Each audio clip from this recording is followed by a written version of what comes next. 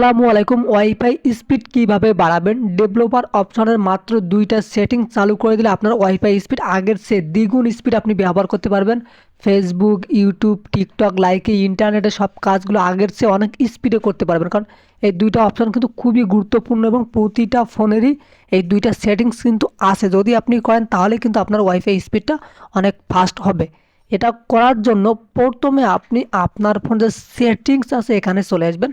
আসার পর সার্চ অপশনে গিয়ে সার্চ করবেন ডেভেলপার, DEVELOP এই পর্যন্ত লিখে আপনি অপেক্ষা করবেন।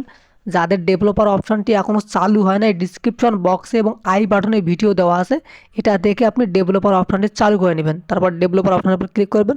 ক্লিক করার পর এখানে আপনাকে 2টা অপশন খুঁজে বার করতে হবে। এটা করার জন্য আপনি একবারে নিচে চলে আসবেন, কারণ অপশন দুটি খুবই গুরুত্বপূর্ণ।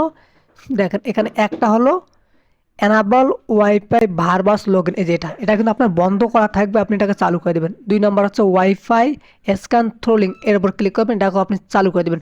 তাহলে দেখবেন যে এই 2টা অপশন যখন আপনার চালু থাকবে তখন আপনার ওয়াইফাই স্পিডটা আগের চেয়ে অনেক অনেক বেশি ফাস্ট হবে। আশা করি আপনি বুঝতে পারছেন। ধন্যবাদ সব।